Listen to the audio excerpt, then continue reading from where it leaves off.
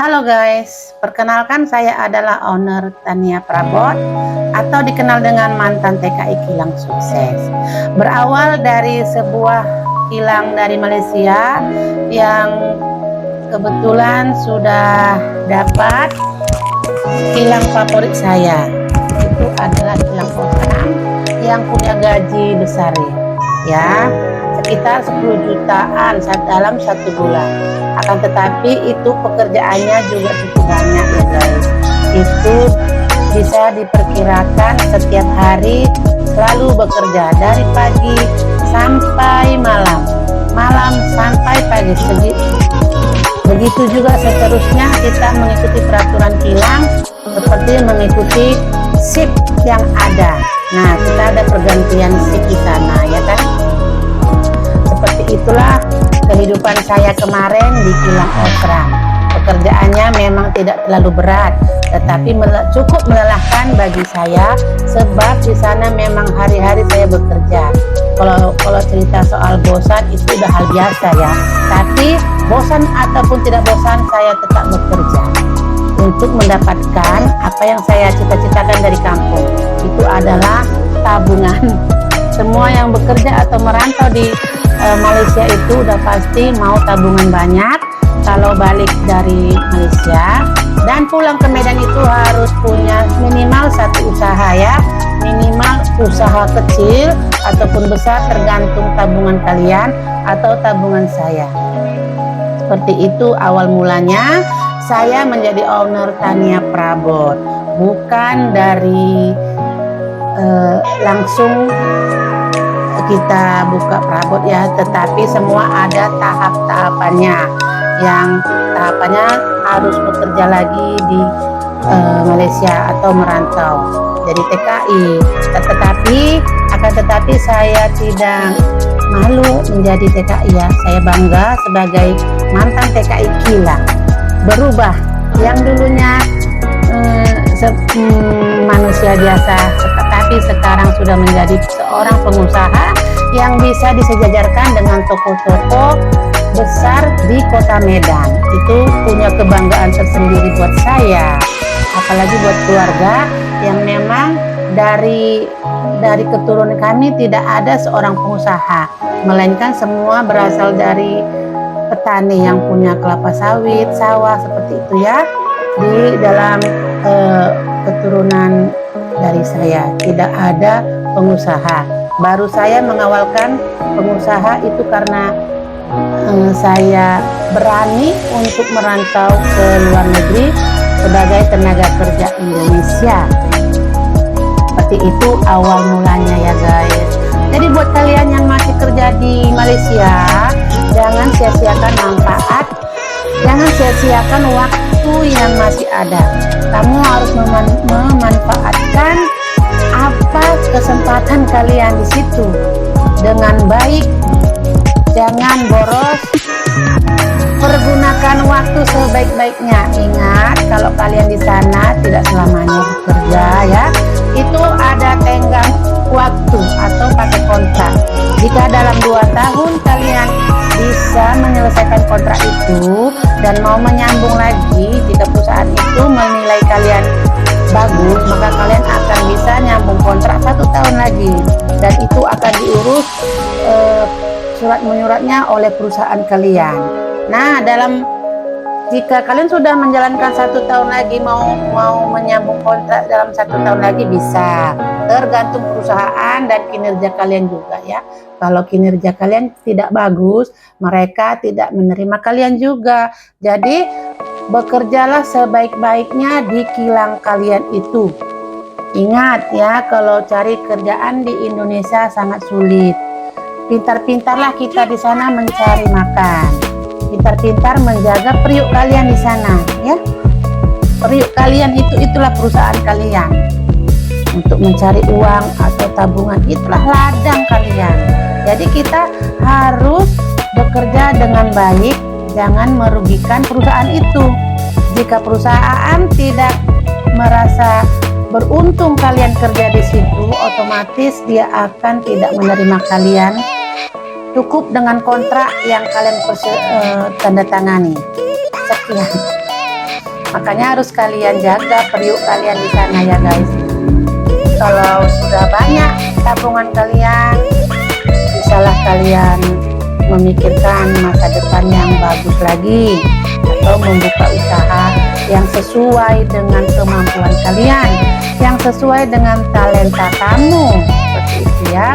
Kalau kalian membuka usaha akan tetapi kalian tidak bertalenta dengan yang kalian punya, itu ibaratnya yang kalian kerjakan akan cepat bosan, ya kan? Hobi kalian jika memang itu bisa mendapatkan cuan, kalian kembangkan. Maka apa yang kalian kerjakan itu nanti itu bisa menjadi lebih baik lah ke depannya untuk masa depan kalian juga, ya kan guys. Harus pintar-pintar mengambil usaha apa yang kalian mampu sesuai dengan kemampuan kalian. Nah, seperti itu. Jadi itulah pengalaman saya sebagai mantan TKI kilang. Saya bersyukur karena dari TKI makanya saya bisa seperti ini. Memang betul, tapi memang dari sinilah jalan yang dikasih Tuhan. Dari seorang TKI Malaysia yang kerja di kilang Osram. Terima kasih saya ucapkan buat kilang Osram.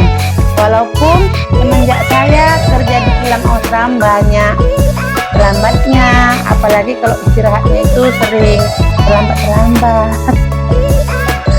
Seperti itulah saya dulu bekerja di kilang itu. Yang saya nggak sukanya kalau di kilang itu jam kerja di hari Senin. Itu semua office lagi semangatnya dia bekerja, karena hari Sabtu sampai Minggu dia libur ya kan. Jadi kembali Seninnya itu lagi pertemuan bos-bos, para pelanggan datang ya kan. Jadi sebagai operatornya kita harus mempersiapkan diri dan bekerja dengan sebaik-baiknya di hari Senin. Sebenarnya perusahaan tidak mau di hari Senin aja kita seperti ini ya kan, seterusnya. Seperti itu. Tapi kalau kerja malam ada juga pelonggaran, sebab orang office tidak bekerja di malam hari.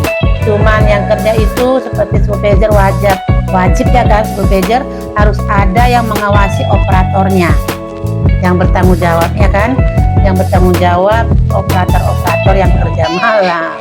Tapi kalau di hari Senin memang kebanyakan banyak office itu turun ke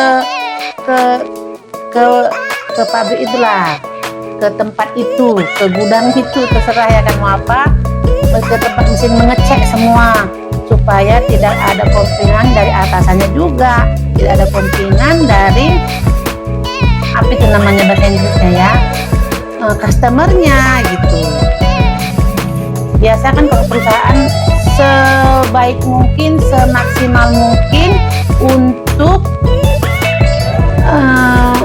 memberikan yang terbaik kepada konsumen. Sama seperti saya melakukan yang terbaik di dalam perabotan dan elektronik, memberikan yang terbaik buat konsumen saya, seperti itu. Nah, nggak salah saya bekerja di sana menjadi lebih baik seperti sekarang ya kan. Nah, seperti halnya bagaimana seorang bos atau supervisor memantau operatornya, begitu juga dengan saya memperhatikan kinerja admin ataupun armada di dalam gudang tersebut. Saya juga nggak mau admin ataupun armada bekerja dengan tidak sungguh-sungguh. Begitu juga di kilang atau di semua perusahaan itu semua harus bekerja dengan baik, karena tujuannya itu mencari keuntungan dari apa yang mereka kerjakan. Seperti itu ya guys. Itu pengalaman saya bekerja di kilang Osram. Buat kalian, jika video ini bermanfaat bagi kalian, jangan lupa di subscribe. Jika kalian suka, jangan lupa like video ini supaya saya lebih semangat lagi membagi pengalaman saya bekerja sebagai operator, yang dulunya operator sekarang menjadi pengusaha. Saya cukup bangga dengan sampai tahap ini, saya cukup bangga dengan apa yang saya kerjakan, apa yang saya dapat. Sebab saya merasa sudah sukses. Sebab apa? Sebab apa yang saya inginkan dari sebelum saya bekerja di Malaysia itu sudah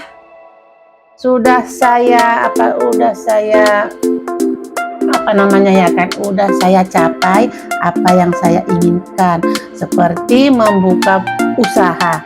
Dan sekarang yang saya geluti ini adalah usaha perabot. Seperti itu ya kan guys, makna arti kesuksesan seseorang. Lain juga dengan kesuksesan kalian semua di lain bidang ya kan. Kalian sukses di segi mana?